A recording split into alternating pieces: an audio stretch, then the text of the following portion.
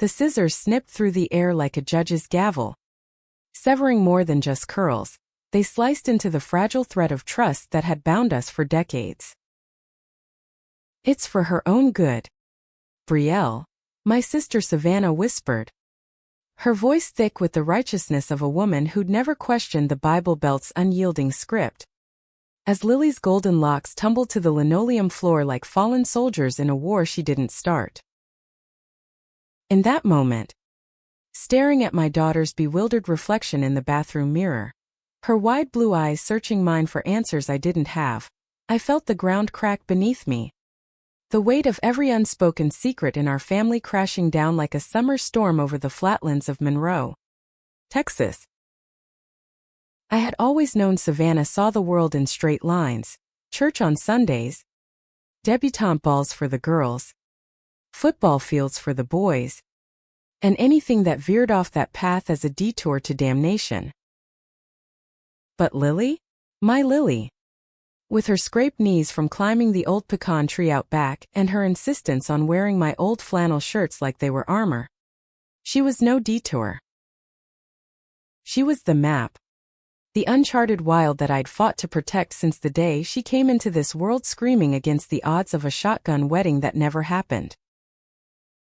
Savannah had swooped in that afternoon while I was at the diner, pulling a double shift to keep the lights on in our sagging shotgun house on Elm Street, her minivan idling like a predator in the driveway. "Just a trim," she'd texted me later, as if that explained the butchered ends now framing Lily's face like a cruel joke. But it wasn't a trim. It was an erasure. Monroe wasn't the kind of place that forgave deviations. Nestled in the sun-baked crook of East Texas, where the piney woods whispered secrets to anyone who listened, it was a town built on oil money and old grudges, divided neatly by the railroad tracks that separated the haves from the have-nots. On our side, the air smelled of fried okra and regret, the kind that seeped into your bones after too many nights wondering if you'd ever escape. I'd grown up here, the middle child in a family that prized silence over scandal. My father a roughneck who died too young from black lung. My mother a ghost who faded into bridge clubs and Baptist hymns after he was gone. Savannah, 3 years my senior, had married into respectability. Her husband Harlan owned the feed store downtown, and their 2 boys were already being groomed for Little League stardom. Me? I'd been the wild one. The one who left for Austin at 18. Chasing art school dreams and the faint thrill of a city that didn't stare when 2 women held hands in a coffee shop. But life has a way of reeling you back. Lily's father, a fleeting mistake named Jake from a honky-tonk bar in Houston, had vanished before her first breath, leaving me to raise her alone in the house I'd inherited from Mama. It was a creaky Victorian thing, paint peeling like old skin, with a wraparound porch where I'd rock Lily to sleep on humid nights, humming Joan Baez tunes that felt like rebellion. By 35, I'd carved out a fragile peace, mornings at the diner slinging hash browns to truckers who tipped in compliments I ignored, afternoons sketching wildflowers in my notebook, and evenings stealing glances at Clara, the new English teacher who'd blown into town like a nor'easter the previous fall. Clara Ellis. God. Even her name tasted like freedom, sharp and unapologetic, with a Vermont lilt that cut through the drawl like a knife through butter.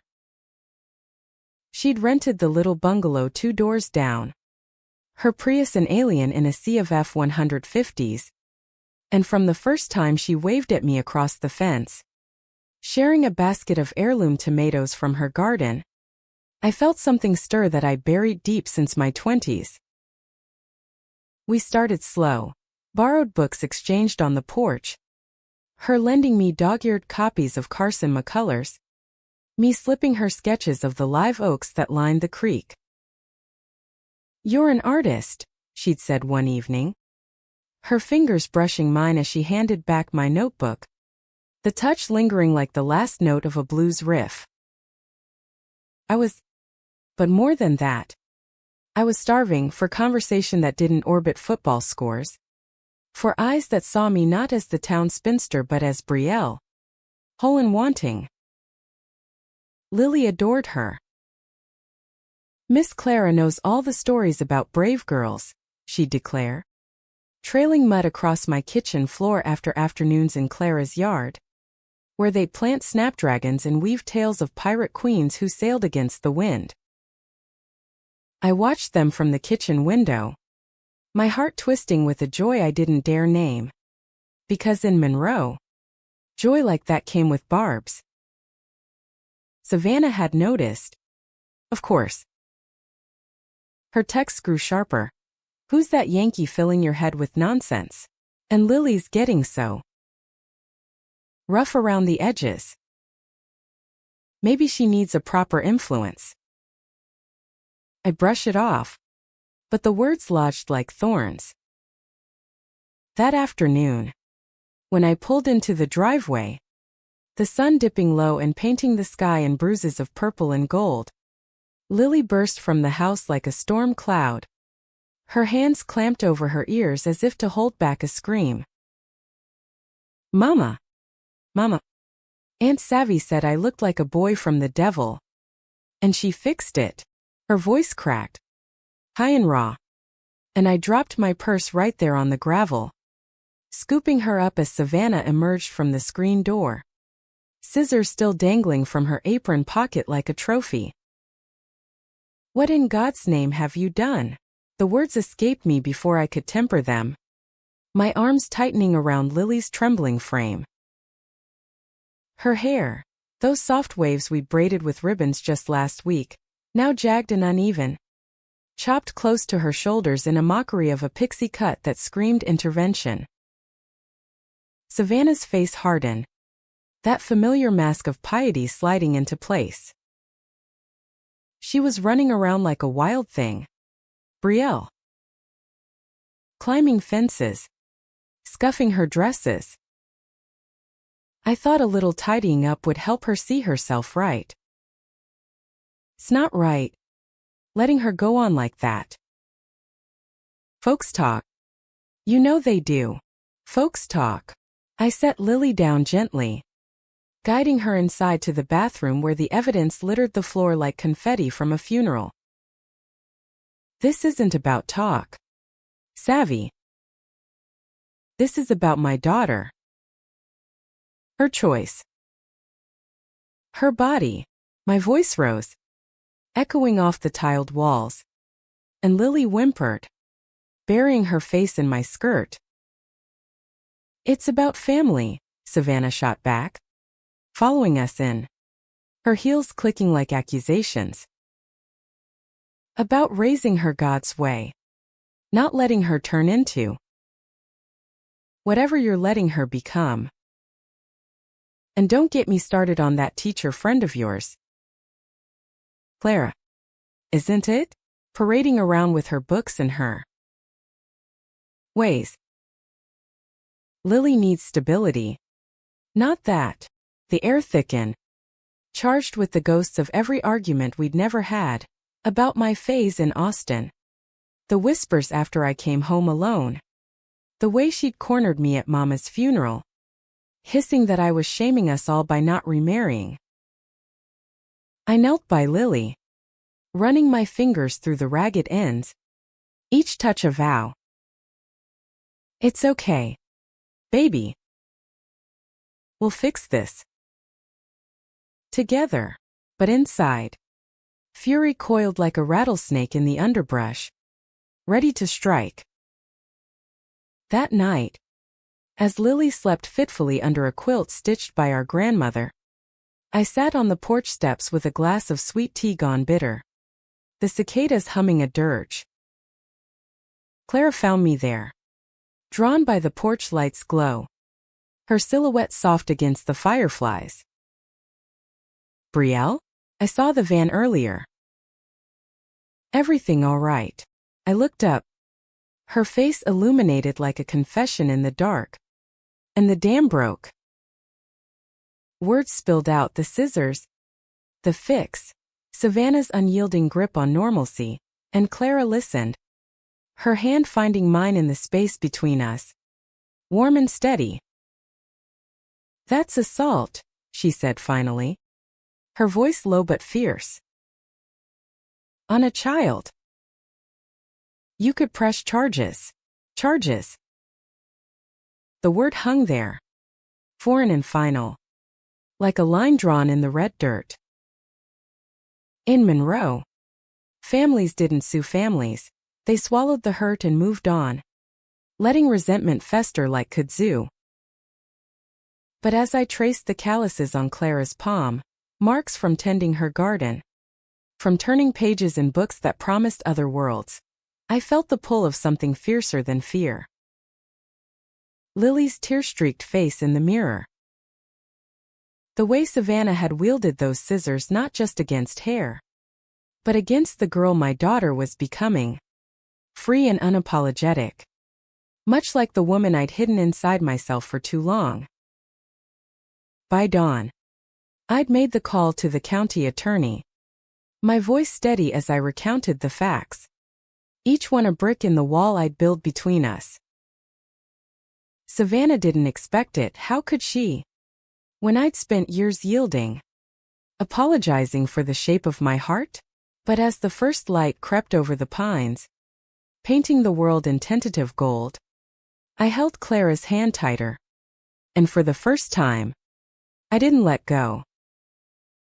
The days blurred into a haze of whispers and sidelong glances, Monroe's grapevine twisting the story into something uglier with each retelling. By midweek, the diner buzzed with it. Brielle suing her own blood over a haircut? That girl's always been touched. I poured coffee with hands that trembled just enough to slosh it over the rim, smiling through gritted teeth as old ladies clucked their tongues behind lace doilies. Lily stayed home from school, her small frame curled on the couch with a stack of Clara's borrowed picture books, tales of girls who built castles from sand and defied the tide. "Am I broken, Mama?" she'd asked that first morning, fingers twisting the hem of her oversized t-shirt, the one with the faded rainbow she'd picked out at the county fair. "No, sugar. You're perfect. Just like you are." I'd brushed her bangs back, the uneven edges a badge now, a story we'd reclaim.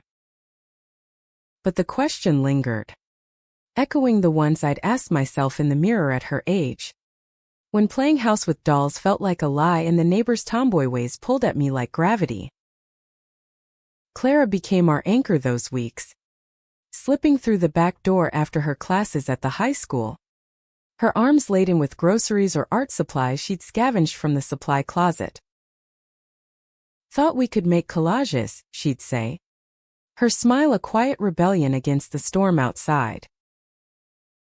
We'd spread butcher paper across the kitchen table, Lily snipping magazine clippings of fierce women, pilots, poets, queens, while Clara and I exchanged glances heavy with what-ifs. One evening, as Lily dozed in the next room, Clara's knee brushed mine under the table, and the air shifted, charged like the moments before a thunderstorm rolls in from the Gulf. "I've wanted to do this since the day you sketched that magnolia for me," she murmured, her hand covering mine, thumb tracing slow circles that sent warmth pooling in my chest. I leaned in, our lips meeting soft and tentative, tasting of chamomile tea and the faint salt of unshed tears. It was a kiss that felt like coming home to a place I'd only dreamed of, her fingers threading through my hair, not cutting, but holding, affirming. But Monroe doesn't suffer dreamers lightly. Harlan called the next day, his voice booming through the phone like a sermon from the pulpit. "Savannah's beside herself. Brie. This lawsuit, it's tearing us apart. Family sticks together. You drop it, And we'll forget this nonsense. Forget. As if Lily's confusion could be erased like a chalkboard smudge. As if my heart hadn't quickened at Clara's touch. I can't, I told him. Staring out at the empty street where kids on bikes traced lazy circles. Free in ways Lily deserved to be. Not when she crossed that line. The preliminary hearing loomed like a shadow over harvest season. The leaves turning crimson as if the trees themselves were bleeding out old wounds. Savannah avoided me. Her minivan absent from family dinners at Mama's old place. But the town filled with proxies, cousins dropping by with pies laced with pity. Church ladies mailing Bible verses on stewardship of the body. Train up a child in the way he should go. One read. Underlined in red. Crumpled it. But the word stuck. A reminder of the chasm between us. Clara and I stole moments where we could. A walk along the creek at twilight. Her head on my shoulder as we watched fireflies dance like liberated souls. You're brave, she whispered one night. Our bodies entwined on the porch swing. The chains creaking a lullaby. Braver than you know. Her words wrapped around me. Mending fractures I hadn't named. But doubt crept in with the dew. What if the judge sided with blood? What if Lily lost more than hair in this fight? The night before the hearing, I found Lily in the backyard. Scissors in hand. Not the ones Savannah used. But a pair of craft shears. Snipping at wildflowers. I'm making a crown. Mama. For the queens. Her eyes sparkled. Defiant in their innocence. And I joined her. Our hands sticky with sap. Building something unbroken from the ruins. In the courtroom, the air smelled of polished wood and stale coffee. The kind of scent that clings to bad decisions. Monroe's county seat was a squat brick building downtown. Flags drooping in the humid air like weary sentinels. I sat rigid on the hard bench. Lily beside me in her best dress. The one with pockets for treasures. Clara on my other side. Her presence a silent vow. Savannah entered last. Flanked by Harlan and their pastor. Her eyes red-rimmed but chin high. The picture of wounded propriety. The judge. A silver-haired man named Harlan, irony's cruel joke, cleared his throat, peering over half-moons at the docket. M.S. Thibodeau v. Landry. Allegations of child endangerment via unauthorized alteration of minor's appearance. He droned on. Facts laid bare like autopsy reports. The unasked for cut. Lily's distress. The psychological toll cited in a letter from the school counselor. Savannah's lawyer. A slick type from Tyler. Painted her as the hero. A concerned aunt. Acting in love to guide a child straying from societal norms. No malice. Your honor, just familial duty. Duty.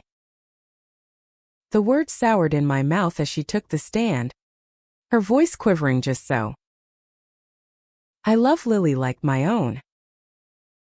But Brielle. She's let things slide. That teacher. For starters. Influences that aren't healthy. I only wanted to help her fit in. To spare her the cruelty out there. Cruelty. Coming from the woman who'd inflicted it. Lily gripped my hand. Knuckles white. As the pastor testified next. Quoting Leviticus like it was local law. Clara squeezed my knee under the table. Her touch grounding me amid the rising tide of judgment. My turn came too soon. The Bible on the stand feeling like a prop in a bad play. It wasn't about fitting in, I said. Voice steady despite the flutter in my chest. It was about control. My sister decided Lily was wrong. Wrong for liking short hair. For playing rough. For being herself. And in doing that, she taught her that love comes with conditions. I glanced at Lily. Her face pale but proud. And the room seemed to hold its breath. The judge adjourned for deliberation. The gavel's echo chasing us out into the relentless sun. Savannah caught my arm in the hallway. Her grip bruising. This isn't over. Bree. You're dragging our name through the mud for what? Some dyke fantasy with that outsider. Her whisper was venom. Eyes darting to ensure no one heard the slur. But it landed like a slap. Pulled free. Fire in my veins. It's for Lily. And maybe for me, too. The mud was already there. Savvy. You just stirred it up. As we drove home. Clara's hand on my thigh. Lily chattering about ice cream to celebrate nothing yet. I felt the first crack in the facade. The realization that this fight wasn't just for hair or custody. It was for the right to love without apology. To raise a daughter who could love the same. But Savannah's words festered. A seed of doubt in fertile soil. That night, alone in the kitchen while Clara read to Lily, I pored over old photos. Us as girls. Braids identical. Smiles unscarred. How had we diverged so far? And what price would I pay to bridge or burn that gap? The ruling came down on a Tuesday. Crisp as the first chill of autumn whispering through the pines. Temporary restraining order granted. The judge intoned.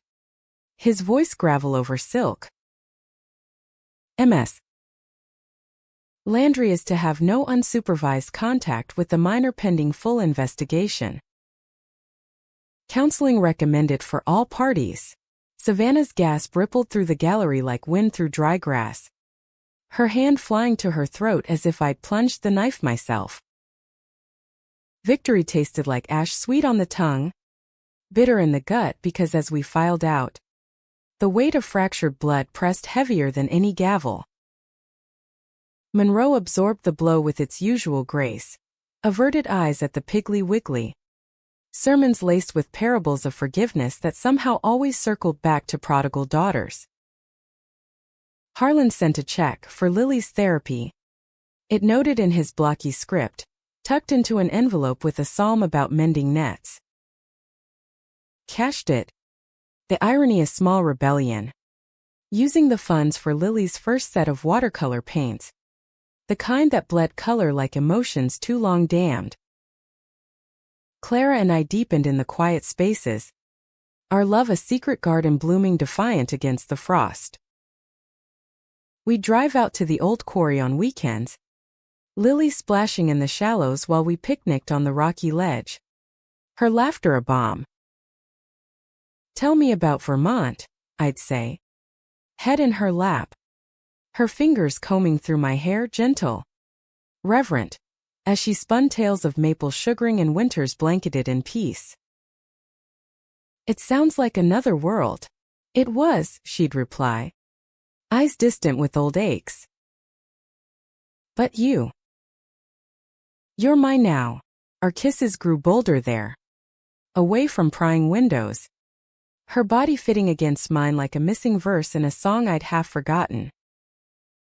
One afternoon, as Lily napped in the truck bed under a quilt, Clara pulled me into the shade of a live oak.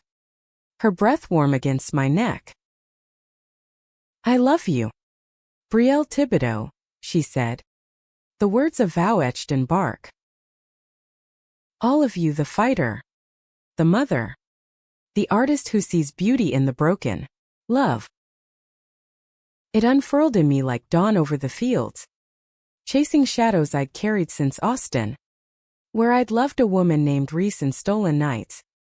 Only to flee when the world closed in. Here. With Clara. Felt possible, tender. tenacious. But possibility in Monroe was a fragile thing, prone to shattering. The investigation dragged into November, leaves carpeting the streets in funeral pyre hues. Social services visited our home. A stern woman named Emma Hargrove with a clipboard and eyes that missed nothing. She noted the art supplies, the bookshelves groaning under McCullers and Woolf, Lily's room alive with posters of Amelia Earhart and Frida Kahlo. Encouraging self-expression, she murmured approvingly. But her gaze lingered on the two mugs by the sink, Clara's floral, mine plain white, before jotting something down. "You're doing right by her," she said at the door, a rare softness cracking her facade. "That aunt of yours." Well, intentions don't always land soft. Savannah, meanwhile, waged war through channels subtler than scissors. Whispers reached me via the diner grapevine, petitions circulating at church for family reconciliation. Anonymous notes slipped under my wipers decrying the war on tradition. One evening, Mama's old friend Dolores stopped by, her Bible clutched like a shield. "Brielle, honey, your sister's broken. Come to supper. Heal this before it festers." I wanted to God. The ache for wholeness gnawed at me like termites in the floorboards. But as I stood on the porch, watching Dolores's taillights fade, Clara appeared beside me, her arm slipping around my waist. "You don't owe her your peace," she said simply. And in that, I found resolve. Yet the past clawed back. Dreams woke me sweating. Savannah's face morphing into Mama's, scissors glinting as they sheared not hair but heartstrings. I'd slip from bed, finding Clara in the kitchen by moonlight, brewing tea with herbs from her garden. "Can't sleep?" she'd ask, pulling me close, our bodies aligning in the dim light, a dance of sighs and skin that quieted the storms. Lily thrived in the upheaval, her hair growing out in defiant waves, her spirit unbowed. She started a journal, pages filled with sketches of us three, me with my sketchpad, Clara with a book, her with scissors turned to crafting crowns. "We're the unbreakable trio," she'd declare at dinner, passing the cornbread with gravy-stained fingers. It was true. In those moments, but cracks spiderwebbed beneath. The betrayal came softly, insidious as fog rolling off the Brazos. It started with a call from the school principal, Mr. Tate, his tone oily with false concern. "Ms. Thibodeau, we've had complaints about influences on Lily. Perhaps it's best if Miss Ellis limits her involvement." Influences. The word dripped with implication, and when I confronted Clara later, her face paled. "I got a letter too. From the school board. Tenure review, they called it. But it's her, Savannah. She went to the pastor, who went higher. Rage boiled, hot and holy. I stormed to Savannah's that night, the minivan's engine still warm as I banged on the door. She answered in her robe, hair pinned for bed, surprise flickering before stealing. "Brielle? It's late. You sick them on Clara? On us." The words tore free, raw as exposed roots. Harlan loomed in the hall, but I ignored him, stepping inside, the house smelling of pot roast and piety. "Lily's happy. We're building something real. Why can't you let us be?" Her eyes narrowed, that old righteousness flaring. Because it's wrong. Brie. Deep down. You know it. That woman's turning your head. Making Lily think it's normal to play pretend like that. I cut her hair to save her from it, from you, from me. The accusation landed like a gut punch. Winded me. You think I'm the poison? After everything, raising her alone. Fighting for scraps while you play perfect? I love Clara.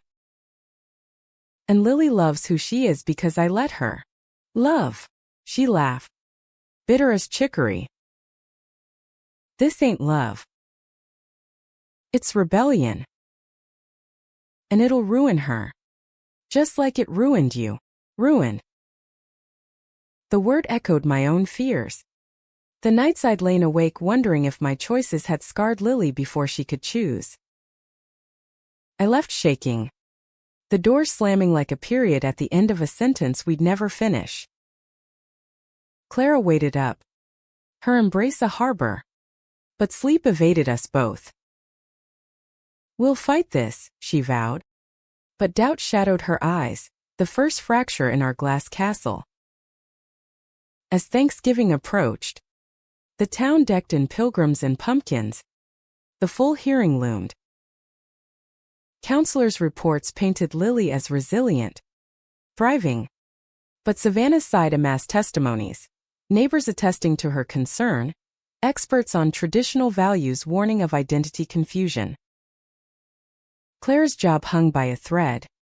Her evenings now spent drafting appeals instead of stories. In the quiet, I turned to my sketches, charcoal smudging pages with scenes from our life, Lily's crown of wildflowers, Clara's hand in mine under starlight. Art became prayer, a way to hold the fraying edges. One night, as snow rare and miraculous dusted the pines, Lily tugged me to the window. Look, Mama. It's magic. Flakes swirled, pure and fleeting. And for a moment, I believed we could weather it. But magic in Monroe always melted by morn. Winter clamped down hard that year. An uninvited guest turning the red dirt to iron. The hearing stretched into December. Each session a fresh excavation of wounds we'd buried shallow. The courtroom became our coliseum. Gladiators in cardigans hurling barbs wrapped in legalese. Savannah's team unearthed my past like grave robbers. Austin transcripts showing withdrawal due to personal matters. Jake's abandonment spun as moral failing. Even a grainy photo from a pride march I'd half forgotten. My younger self arm in arm with Reese under rainbow banners. Exhibit B illustrates Ms. Thibodeau's long-standing deviation from community norms, her lawyer intoned. The image projected large. My face frozen in defiant joy. Lily. Excused to the hall with a bailiff. Missed it. But Clara's grip on my hand tightened. Her whisper fierce. That's not shame.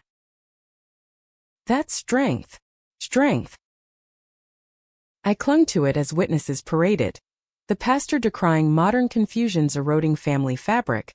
A child psychologist hired by Savannah warning of long-term identity issues from permissive parenting. Permissive, for letting Lily wear overalls to school.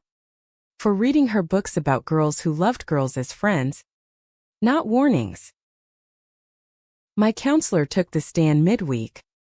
A soft-spoken woman from Dallas with a voice like chamomile. Lily exhibits high self-esteem. Creative expression unhindered by trauma. The incident was isolated. But the mother's response, seeking legal recourse, demonstrates protective intent. Not vengeance. Intent. The word felt inadequate against the tide of judgment. But it was a buoy. Savannah testified last. Her poise cracking under cross-examination. I only wanted to help, she sobbed, dabbing at eyes with a lace handkerchief. Brielle's always been lost, running off to that city, coming back empty-handed. I thought if I could just guide Lily right, show her the path Mama taught us. The path. Straight and narrow, lined with expectations that had choked me since girlhood. I rose for rebuttal, the room's eyes pinning me like specimens. The path you mean? The one where girls like me, and maybe like Lily one day, learn to hide? To cut away pieces of ourselves to fit? I sued because love isn't guidance if it's forced. It's a cage. My voice held, though my heart hammered like a trapped bird. Clara's nod from the bench steadied me. Lily's drawing, 3 figures under a rainbow, folded in my pocket like talisman. Adjournment brought no relief. The holidays loomed as minefield. Mama's house, now Harlan's domain by proxy, hosted the feast. Tension thick as giblet gravy. I almost skipped it. But Lily's plea, I miss turkey, Mama, tugged me there. We arrived late, Clara opting for discretion with a family commitment, excuse that tasted like lie. The table groaned under turkey and fixings, kinfolk murmuring graces that skipped the hard parts. Savannah sat opposite, her smile brittle as spun sugar. Under the cloth, her foot nudged mine, a old sister signal from childhood secrets. Later, as pie circulated, she cornered me by the sink, suds bubbling like unspoken words. This has to stop, Brie. For Lily's sake. For her sake. Or yours. I dried a plate with deliberate slowness, the clink echoing. You think winning this makes you right? It just makes you lonelier. Her face crumpled, mask slipping. I'm scared for you. For all of us. What if she turns out like you? Unhappy. Alone. Alone? The irony burned. I'm not alone. Savvy. And Lily won't be either, not if I can help it. I walked away. But her words burrowed, amplifying the isolation creeping in. Clara's tenure denial came that week. A letter citing community concerns, her bags half-packed by New Year's. I can't stay and lose myself, she said. Tears carving tracks down her cheeks as we lay tangled in sheets that smelled of her lavender soap. But leaving you. It's tearing me apart. Don't, I begged. Pulling her closer. Our body's a desperate map of what we'd lose. We'll find a way. But dawn brought reality. Her Prius loaded. Lily's goodbye hug lingering too long. Promise you'll visit, my daughter whispered.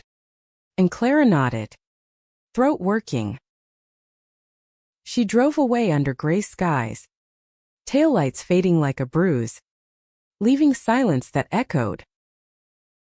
Lily and I filled it with routine school plays, sledding on the rare hillocks, but the house felt hollow, echoes of laughter mocking the quiet.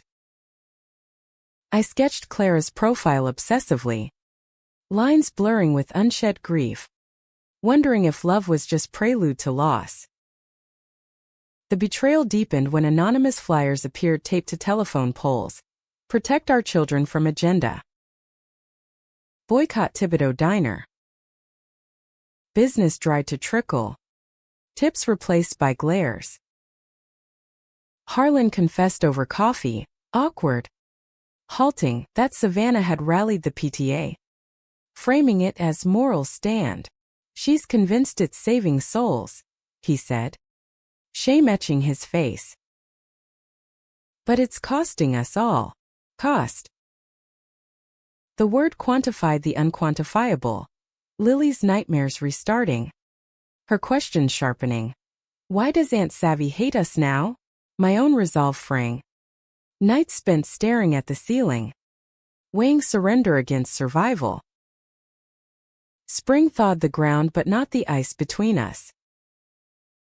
The final hearing approached. Evidence stacked like storm clouds. Social services report favored me. No endangerment. Aunt's actions deemed overreach. But Savannah's appeal loomed, promising drag-out war. In the garden one April morn, Lily unearthed a robin's egg, cracked but whole. "It's like us," she said, cradling it gently. Busted but still beating, her wisdom humbled me, a reminder that healing wasn't linear. Clara called evenings, her voice a lifeline from Austin, where she'd adjunct at a community college. "I'm coming back for the hearing," she vowed. "We finish this together. Together." The promise anchored me as the climax crested. May bloomed vicious, azaleas bleeding pink against the relentless sun, as if nature mocked our wilted hopes. The courthouse sweltered, fans whirring futile against the humidity that plastered collars to necks. This was it, the full trial. Jury of 12 locals whose faces I'd passed at the feed store or waved to at stoplights. Peers, they called them. But in Monroe, peers carried pitchforks beneath their politeness. Opening arguments set the tone. My attorney, a wiry woman from Houston named Reyes, framing it as boundary violation. Parental rights. "This isn't about hair," she said, pacing with the grace of a litigator who'd won uglier fights. "It's about consent. About a child's autonomy stolen in the name of good intentions." Savannah's side countered with tradition's trumpet, family intervention as sacred duty, my lifestyle as contextual risk factor. Witnesses blurred into a montage of ache. The school counselor lauded Lily's progress. Art therapies unlocked her voice, while a neighbor, Mrs. Really, fidgeted under oath. Saw the Aunt Trim men. Look like love to me. That Thibodeau girl. Well, she's always been headstrong. Headstrong. Code for queer. For other. Clara flew in for her testimony. Vermont pale against the Texas tan. Her suit crisp but eyes soft. As Lily's mentor and Brielle's partner, she declared. The word partner landing like a stone in still water. Ripples of murmur spreading. I've seen their bond foster growth, not harm. Savannah's act? Silenced a child, teaching her that difference demands correction. The jury shifted. A woman in the front row nodding faintly. But Savannah's glare could curdle milk. My turn came on day 3. The stand a confessional under fluorescent glare. Riz guided me gentle. Tell us about that day. Thibodeau. I did. Voice steady as I painted the scene. Not with anger, but precision. Lily's confusion. The floor strewn with innocence lost. Savannah's unyielding certainty. She didn't ask. Didn't listen. She decided for us. Cross-examination ambushed. Isn't it true, Thibodeau, that you've exposed Lily to non-traditional relationships? That your association with MS. Ellis promotes confusion. The lawyer's eyes gleamed, venom sheathed in silk. I met his gaze, heart thundering. Love doesn't confuse. Hiding it does. Lily sees 2 women who care deeply, honestly. That's the lesson I want her to learn. Gasps rippled. But Reyes objected, sustained with a warning rap of the gavel. Savannah's rebuttal was raw, stripped of artifice. Called back. She faltered. Tears real this time. I was wrong to cut without asking. But Brielle, you're pulling her into your mess. I see it, the way she looks at that woman. The dress is piling up in Lily's drawer because she prefers pants now. I'm her aunt. I have to speak truth. Truth. Hers. Armored in scripture, mine. Forged in fire. The jury deliberated 2 days. Monroe holding breath like a diver. We waited at home. Lily painting murals on the fence, wild strokes of blue and gold, while I paced. Clara's hand a constant in mine. Whatever happens, she murmured. We've claimed our story. The call came at dusk. Reyes's voice triumphant. You win. Restraining order permanent. Supervised visits only. Attorney's fees covered. And a note on the record, commendation for protective action. Elation crashed. Then ebbed to exhaustion. Lily hooped, tackling us in a heap of limbs and laughter. But victory's aftertaste was bittersweet. News spread wildfire fast. Headlines in the local rag. Sister sues sister. Court sides with modern mother in haircut horror. Savannah's world imploded, church shunning her extremism, Harlan filing papers amid the fallout. She called that night. Voice hollow through the line. I lost everything. Brie. The boys. They're asking why Auntie hates Mama now. Hate. The word she'd wielded twisted back. It wasn't hate, I said. Softer than intended. It was fear. Yours and mine. Silence stretched. Then her whisper. Can I see her? Please. The meeting was neutral ground, the park by the creek. Picnic tables scarred by initials. Lily ran ahead. Wildflowers in fist. While I hung back with Clara. Her presence my shield. Savannah arrived alone. Diminished in jeans and tea. No pearls or poise. She knelt as Lily approached. Arms open. But my daughter hesitated. Eyes flicking to me. It's okay, I nodded. Throat tight. They talked halting about school. The new swing set. Savannah's hand hovering before brushing Lily's arm. Tentative.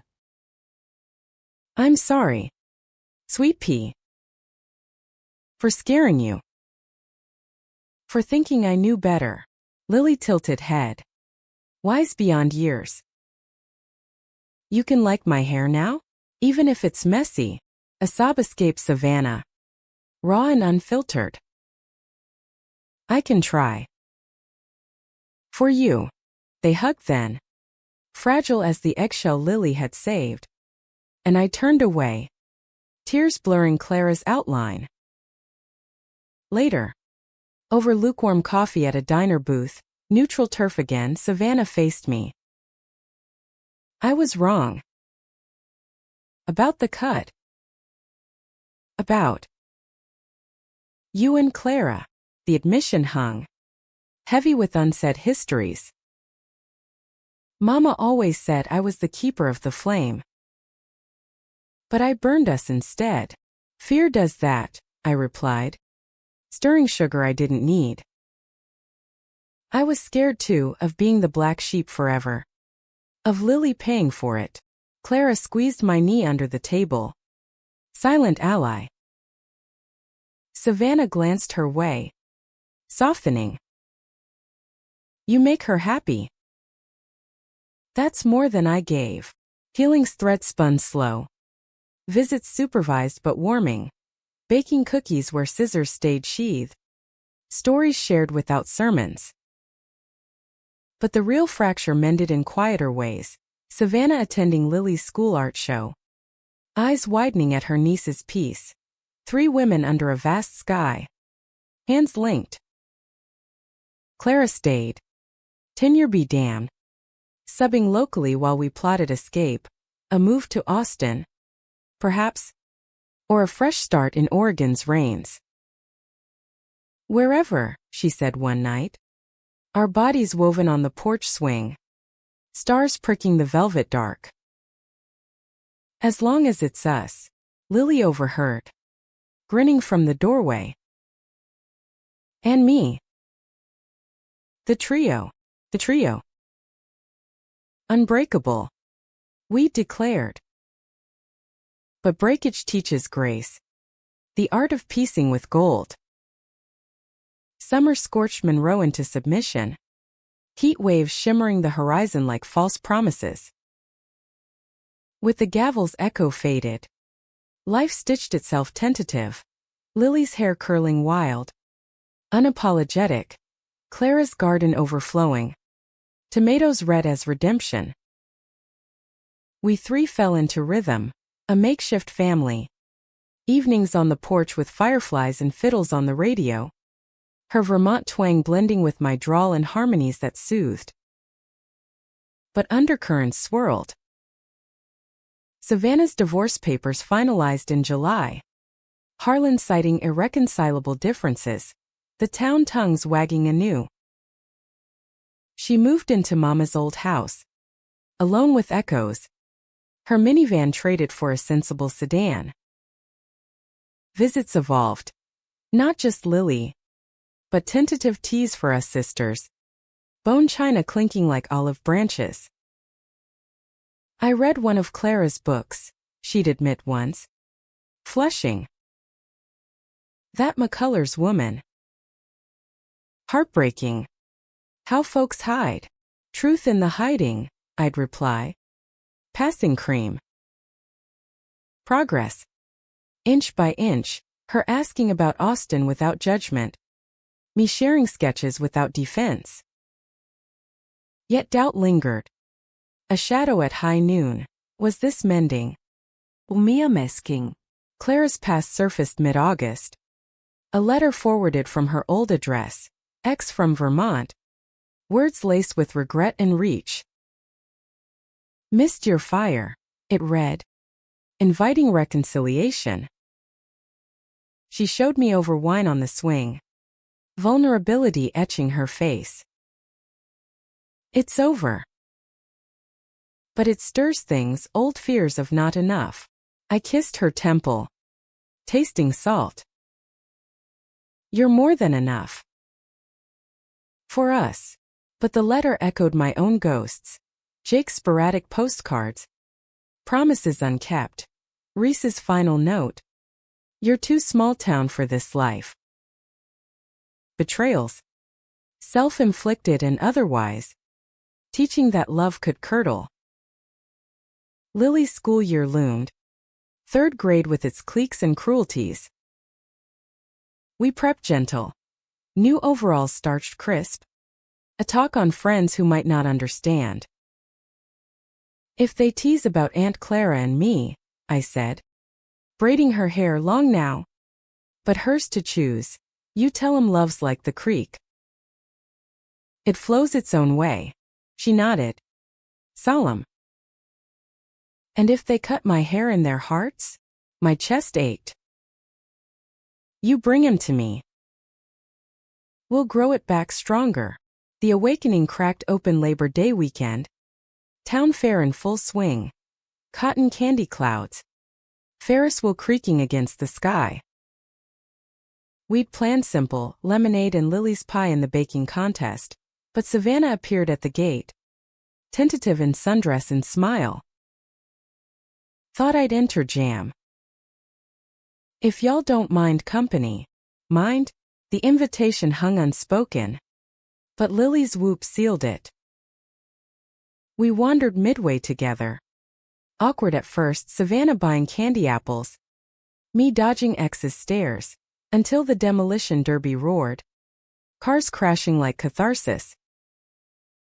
In the dust-choked stands, her shoulder brushed mine, and words tumbled free. I saw a therapist. Brie. After the papers. She says my fixing was my own cage, daddy's shadow. Mama's expectations. Turn. Seeing her anew, not villain, but vessel of the same chains.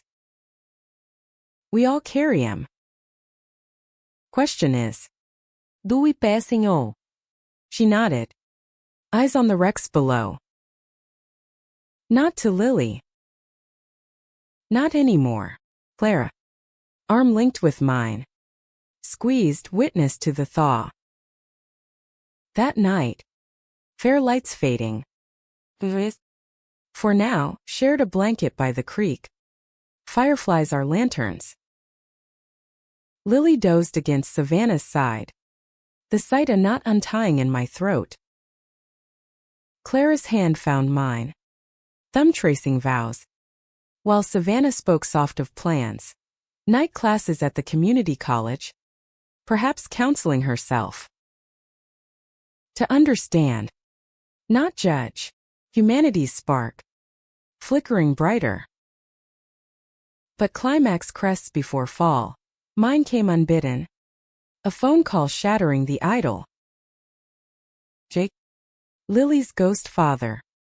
Voice slurred from some Houston dive.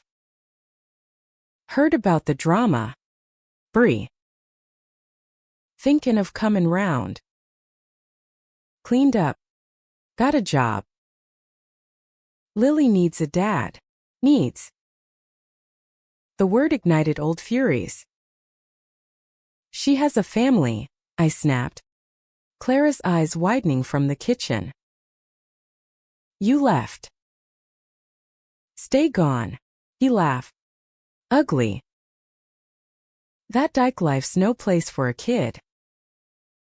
I'll fight for custody. Show the court real stability. The line went dead. But threat lingered. Venom in veins. I collapsed against Clara. Sobs racking. He'll use it, all of it. The lawsuit. To take her. We fight, she vowed. Fierce as frontier. Like before, Savannah arrived next morn. Alerted by kin telegraph. Over coffee. Faces drawn. We plotted lawyers on retainer. Jake's history dug it. Dead-end jobs. He won't win, she said. Hand on mine. Not against us. The pronoun shifted. Inclusive now. As harvest moon rose, we three, Claire included, walked the fields. Lily skipping ahead. Gathering acorns like ammunition. Betrayal's sting faded. Replaced by alliance forged in fire. Jake's petition landed October. A gauntlet thrown. But in the quiet before storm, I found clarity. This wasn't just defense. It was declaration of love unbound. Family redefined. October's chill bit deep. Leaves surrendering in scarlet drifts as Jake's shadow lengthened. His filing hit like norther. Custody modification. Citing my unstable household and immoral influences. Court dates stacked. Monroe's mill grinding slow but merciless. We armored up, Reyes back on board. Digging Jake's dirt. Evictions. Bar tabs. A restraining order from an ex. He's bluffing, she assured. But bluffs in family court drew blood. Lily sensed the shift. Her questions sharpening over breakfasts of oatmeal and resolve. Will Daddy take me away? She'd ask. Spoon hovering. Eyes wide as the Brazos at flood. Never, I'd affirm. Pulling her close. Clara's nod echoing. But nights. Doubt nod. What if the judge saw Jake's suit and tie as salvation? Our patchwork love as peril? Savannah stepped fuller into the fray. Her testimony prepped like penance. I've seen Brielle's heart, she'd rehearse in our kitchen. Voice steadying. It's fierce. Jake? He's wind, comes and goes. Her presence mended more than logistics. It wove us tighter. Sisters reclaiming lost ground. Clara and I deepened in the deluge. Love a refuge. We drive to the quarry after Lily's bedtime. Water silver under moon. Stripping to swimsuits and secrets. Remember our first kiss? She'd murmur. Floating beside me. Legs tangling. Felt like drowning in the best way. Drowning's freedom, I'd reply. Pulling her under. Bubbles of laughter rising. Sex by the shore urgent. Reverent reclaimed agency. Bodies mapping trust where words faltered. The hearing dawned gray. Courthouse packed with gawkers. Jake preening an ill-fit blazer. His lawyer painted him redeemed. A father's return. Offering structure absent in MS. Thibodeau's. Unconventional home. Unconventional euphemism for us. For Clara's hand in mine as we entered. Jake's stand was swagger. Tales of sobriety 3 months. By his count. Job at a warehouse. I want my girl back. Not this. Experiment. Reyes shredded it. Priors projected. Ex's affidavit calling him Cyclone. Then witnesses, Clara first. Unflinching. Brielle's home is sanctuary. Jake's? Chaos. The jury leaned in. A man in back row scribbling furious. Savannah followed. Transformed. No tears. Just truth. I hurt my niece once. Thinking I knew best. But Brielle? She's the rock. Jake left her to sink or swim, she swam. For Lily. Her eyes met mine across the room. Apology and alliance in one gaze. My testimony closed. Raw recount of single motherhood's grind. Love's quiet victories. Jake sees a daughter to claim. I see Lily, her dreams. Her doubts. And I'll fight every ghost to keep her whole. Deliberation stretched to evening. Us huddled in a diner booth. Fries cold and untouched. Lily sketched on napkins family portraits. Jake a distant smudge. When Reyes called, dismissed. Full custody affirmed. Contact restricted. Relief cascaded. Hugs tangling in tear-streaked joy. Jake slunk out silent. Monroe's whispers turning to his wake. Victory's glow-warmed winter. Clara accepted a full-time gig in Austin. Us plotting the move house hunt weekends. Lily excited for big city oaks. Savannah visited often. Her jam jars lining our shelves. Stories evolving to include her own quiet dates. A librarian from Tyler. Soft-spoken and open. Christmas came gentle. Tree strung with lights and Lily's ornaments. Clara's gifts wrapped in newsprint maps of Oregon trails. Under mistletoe, tact-defiant, Savannah watched us kiss. Smiling faint. Merry. Y'all. New Year dawned with decisions. We sold the shotgun house. Proceeds seeding fresh soil. Farewell party at Mama's, now Savannah's. Kin toasting not toasts but transitions. To paths chosen, Harlan raised. Awkward olive branch. Driving west. U-Haul rumbling. Lily waved from the window. Hair whipping free. Clara's hand on my thigh. Savannah's card in glove box. Keep swimming. Sisters. We crossed the county line. Monroe shrinking rear view. Austin welcomed. Apartment with balcony view of hills. Claire's classroom buzzing. Lily's school alive with colors. She joined art club. Friends unfazed by two moms, her confidence blooming unchecked. Months blurred to habit. Mornings tangled in sheets. Evenings sketching cityscapes. Weekends hiking Barton Springs. Savannah visited spring.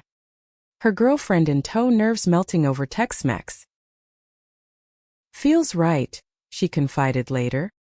Watching Lily chase fireflies. Like uncaging. One July Eve. Anniversary of the cut. We 3 plus Savannah. Flown down, gathered on the balcony. Lily, scissors in hand, snipped a ribbon from her braid, offering pieces, for memory. But we're free now. We planted them in pots, wildflowers. Resilient, watching roots take. Love, we'd learn, isn't fixed. It's fluid. Fighting for light. In the end, the story wasn't lawsuits win, but the waking to selves unapologetic. Families reforged. Monroe's chains loosen. Not snapped, reminders that growth honors origins. Even scarred. Lily's hair grew wild. Her heart wilder. Clara's laugh filled rooms. Savannah's calls came weekly. Laced with questions. Not judgments. And I sketched us eternal trio turned quartet. Under skies vast as possibility. In America's heart, where divides run deep, we'd carved a bridge. Not perfect, but ours. Human. After all. Epilogue note. In the quiet of reclaimed lives, the message lingers, society's norms bend, but only when we refuse the cut. Love, uncensored, heals what scissors cannot.